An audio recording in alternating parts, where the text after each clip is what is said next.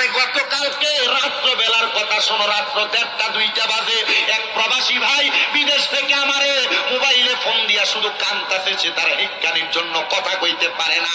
আমি জিগাইলাম বাইক না কাইন্দা কারণটা বলেন, কারণটা বলেন।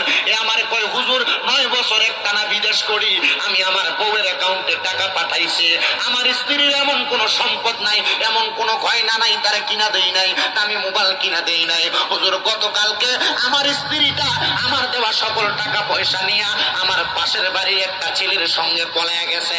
এ প্রবাসীদের স্ত্রীরা, তোমার স্বামী বিদেশের জমিনে বড় কষ্ট করে, বড় কষ্ট করে, বড় কষ্ট করে। আমি সবার কথা বলতেছি না, এই প্রবাসীরা নিজের রক্তের পানি বানায়, শাক দিয়া ভাত খায়া, সবজি দিয়া ভাত খায়া তোমাদের কাছে মিথ্যা কথা বলে, গোস্ত দিয়া ভাত খাইছে। ওই প্রবাসীরা গতকাল তো দেখলাম আমার এক ভাইজান আমার নিজেই কইতাছে